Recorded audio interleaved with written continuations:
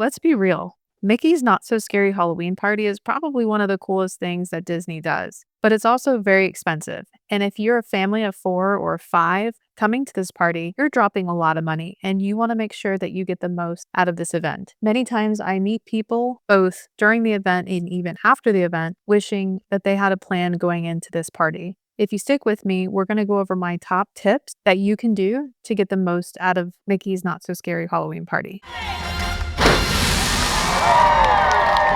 Step one would be to beat the crowds.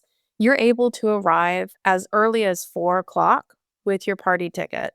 See your magic band? Okay, please. My recommendation is to get there even earlier, around 3:30, because lines do begin to form prior to 4 when people are able to get in. Also, if you have an annual pass or a day ticket, you are actually able to get in before 4. My recommendation and what I did is to get in before 4 so that you can beat those security crowds and you can beat the crowds getting into the parks. This also allows you to sometimes even pick up your wristband and your party bag before people start to again get into the park. My recommendation is to go straight to Jack and Sally after getting your treat bag.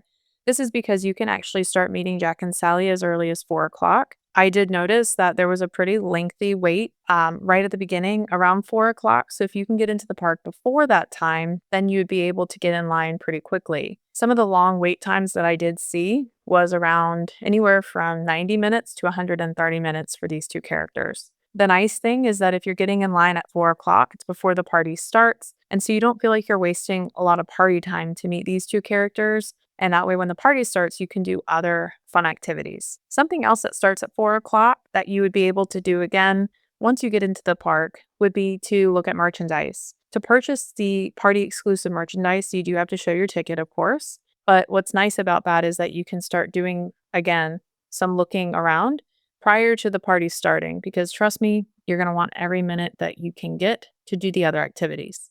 Step 2, or the next thing I would do, would be to get ready for the parade. I personally love the parade enough where I want to go ahead and see that first showing. Florida is very finicky with rain, and there is a potential that there is a 8 o'clock parade and the next parade is going to get rained out. Sometimes the other will happen, but it's nice to know that at least you got to see the first parade just in case it starts raining and they cancel the second parade, which can happen. The parade officially is at 8:15 and the next one is at 11:15. So my recommendation is after meeting Jack and Sally, looking at some merchandise, maybe even riding a couple rides, jump into a location that you want to be in for the parade, which again starts at 8:15. I also found that before 8:15, the Headless Horseman and a few other characters were out. And so make sure that you're there before 8:15, not only to see those important characters, but also so that you can get a good spot. My favorite spot for the parade would be right at the hub of Main Street, right where they have the flagpole. You get to see the characters coming head on directly towards you, and the castle's directly behind the characters, and it's a really neat point of view, in my opinion, for the parade. The first parade being at 8:15 is going to end around 8:45.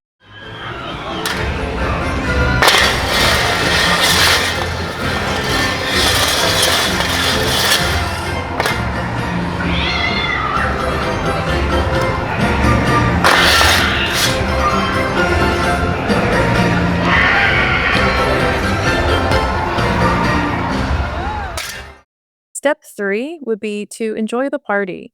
You do have an option to go up to the castle where they are about to have the Hocus Pocus villain Spectacular, which starts at 9:05. I think instead, why not enjoy the party a little bit while people are, all rushing up together after the parade to see that show. And this is also a great opportunity with low wait times for rides. So if riding some rides with low wait times would be important to you and your family, this is a great time to do that. If you guys are hungry, which I was, you can go get some party exclusive food. You can also, if you have young kids, go to those dance parties. Dalmatian, okay.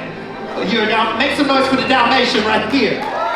She said, I ain't a princess, I'm a Dalmatian. That are located throughout the park. These are really fun where the characters get on the floor with the kids and dance with them, and they have DJs, shows going on at the same time. So it's really, really a great time. So you have about 45 minutes to do that if you want to see the fireworks, which will be starting at 10.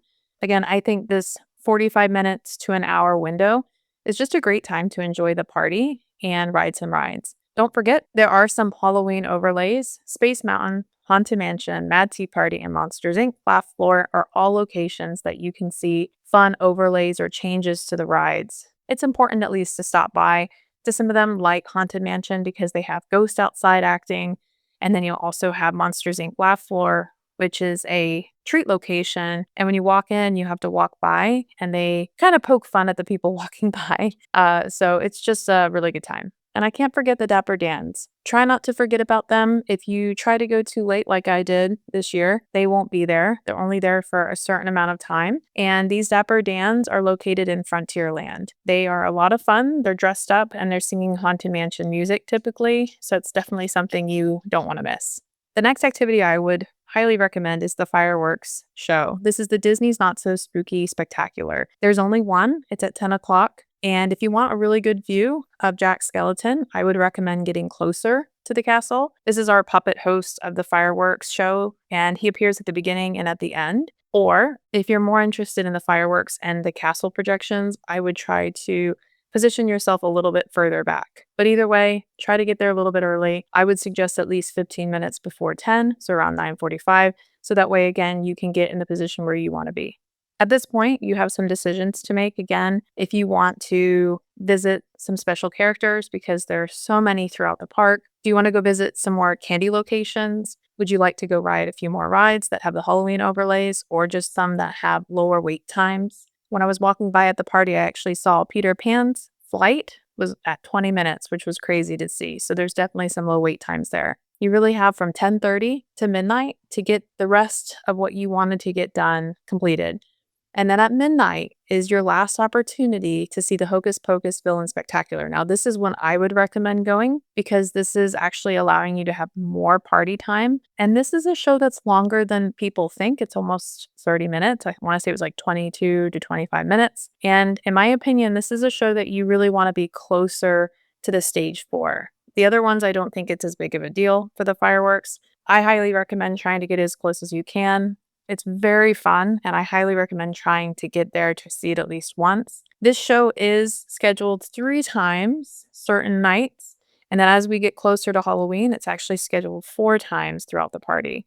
So try to make sure you find time to go see that show. It's very fun. I really enjoyed it. And there you have it. That's the game plan. The truth is, you can't really do everything at Mickey's Not So Scary Halloween Party in just 5 hours, but you do have that 4 p.m. early entry. You can knock out Jack and Sally if that's even important to you. You can at least catch one of the 2 parades. You can use those hours in between for rides, snacks, and meet and greets. You still can see the fireworks and end with the Hocus Pocus show. You will walk out with the best highlights of this party, and I don't think that you'll have any regrets. This is my plan to make your night feel unforgettable. I hope this information helps. So many times I have heard from people that they felt like they didn't get anything done at the party, they didn't have a plan, and they were really not prepared for the amount of people that were going to be at the parks. My biggest piece of advice is to research before you go. Watch some videos, plan out with whoever you're going with, really the big ticketed items that you want to get accomplished, and maybe sprinkle in some others so that at least you feel like you accomplished the big ones and you're not as disappointed. Unfortunately, too, don't forget, it is Florida. It is August and September and October. We're still in hurricane season and it's still raining. I've been to parties where almost everything was canceled. And then I just went to a party where nothing was canceled. And so if there are certain things that are very important to you, it might be worth it to just see it at the beginning of the party. So that way you don't miss it if it ends up raining and they have to cancel. If it rains, generally the characters, they cannot dance on stage. They cannot dance in the parade. So they will cancel or delay a lot of the items. I hope this information helps you. And in the comments below, let me know what you felt was the most helpful tip or trick when it comes to Mickey's Not So Scary Halloween Party. And as always, don't forget to subscribe for more Disney fun. I look forward to seeing you in the next video.